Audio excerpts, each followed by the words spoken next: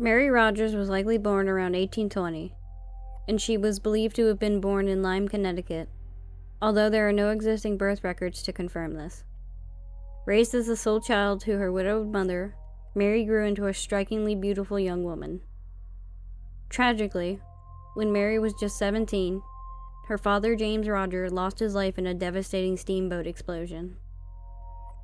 Following this unfortunate event, Mary secured employment as a clerk in a tobacco shop owned by a man named John Anderson, situated in the vibrant city of New York. Anderson recognized Mary's physical allure and the influence it had on attracting numerous customers to the shop. He rewarded her with a generous wage, partially due to the additional clientele she brought in. Mary's charm was undeniable, as one patron confessed to spending an entire afternoon at the store, captivated by playful glances exchanged with her. Such was her allure that an admirer took to the pages of the New York Herald to publish a poem, praising her heaven-like smile and star-like eyes. Among her customers were esteemed literary figures such as James Fenimore Cooper, Washington Irving, and Fitz Greene Halleck, which added to her reputation and the store's appeal to New York's literary and social circles. On October 5, 1838, an alarming report in the newspaper, The Sun, stated that a young woman named Miss Mary Cecilia Rogers had vanished from her residence. Her distressed mother, Phoebe, claimed to have discovered a suicide note, which was subsequently examined by the local coroner. The analysis revealed what seemed to be a resolute and unwavering intention to take her own life.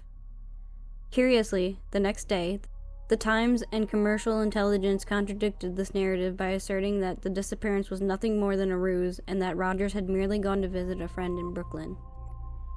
This sudden turn of events invited skepticism, especially considering that the New York Sun had previously published a controversial story known as the Great Moon Hoax in 1835.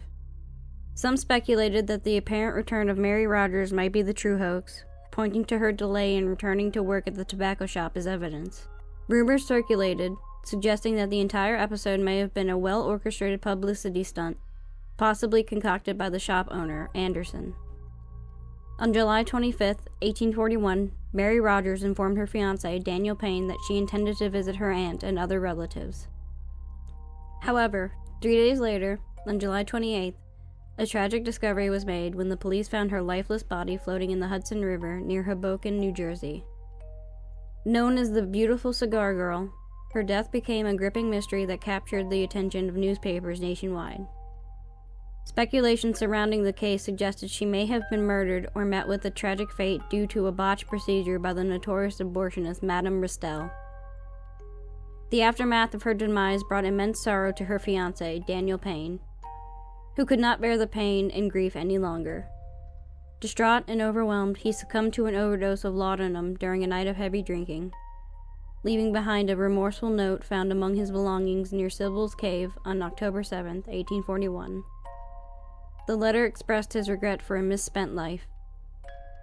The media extensively covered the story, shedding light on the inadequacy and corruption of the city's law enforcement, especially the watchman system. At the time, New York City's population of 320,000 relied on a rather archaic law enforcement force, comprising of just one night watch, 100 city marshals, 31 constables, and 51 police officers.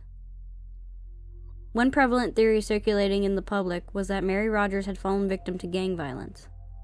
Later, in November of 1842, Frederica Loss came forward and claimed that Rogers' death was the result of an unsuccessful abortion attempt. However, her account was met with skepticism by the police, and the case remained unsolved. As time passed, interest in the story waned, overshadowed by the publicity surrounding the unrelated murder case involving John C. Colt's killing of Samuel Adams.